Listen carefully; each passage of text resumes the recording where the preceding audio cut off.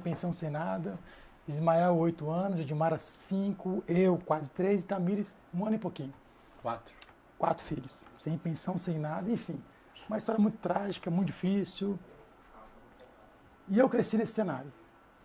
E vou resumir que a história é muito grande. Mas, ninguém na minha família nunca jogava futebol. Comecei a sonhar em futebol, brincar nos campinhos ali. Tive a primeira chuteira que minha mãe comprou com 2 anos de idade.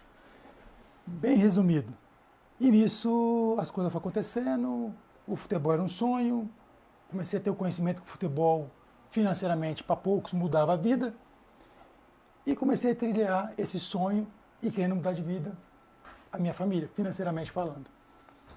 E nisso não tinha pai, não tinha um tio, não tinha um padrinho, não tinha ninguém.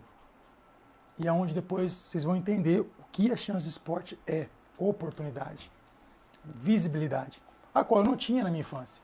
Eu não tinha nada disso. Para vocês terem ideia, você que está em casa, pessoal, olha a história.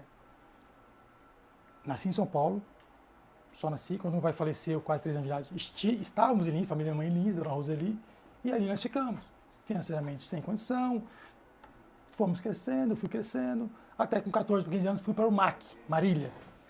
Meu único teste, minha única chance. Por quê?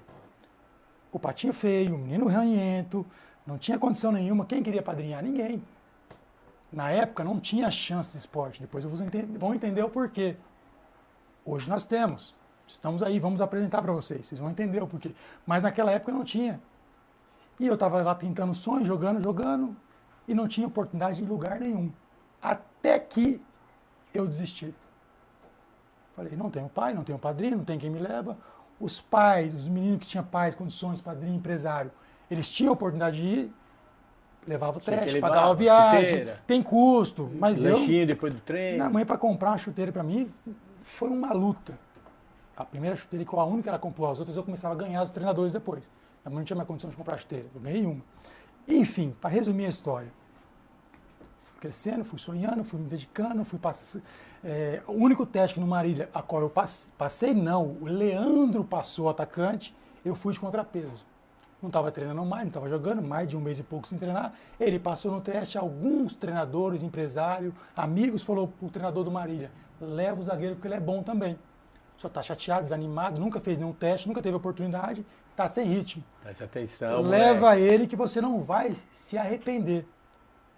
Graças a Deus ele me levou. Chegou lá, passei no teste, fiquei. O Leandro não quis ficar mais, foi embora, perdeu a oportunidade.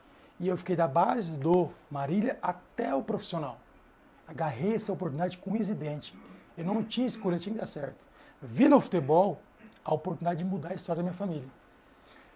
Para vocês terem ideia, eu já estava no profissional do Marília, a qual foi a primeira vez que minha mãe, Dona Roseli, Ismael, Edmar e Tamires foi ver um jogo meu. E quando eles foram ver um jogo meu, já está no profissional. Mas então não tinha se destacado, era um começo. E quando, em 2009, aquele jogador, o Internacional, foi campeão da Libertadores e foi disputar o Mundial, e nessa sequência eu fui contratado pelo Internacional. Então Marília, Lins, o pessoal, aquele menino ganhou visibilidade. Está indo para o Inter que vai disputar o Mundial de Clubes. Aí todo mundo tomou um susto. Não é que o menino joga bola? Então, você que tem um sonho, sonha, acredita e trabalha. Acredita, porque eu sou a prova viva aqui para dizer para você que a Chance de Esporte vai tornar a sua vida mais fácil do que a minha. Então, você já sai da frente. Grave esse nome, Chance Esportes. Você sabia que o Cafu, ele foi para o São Paulo, foi aprovado. O Geraldo, que aprovou, inclusive, que o André conhece.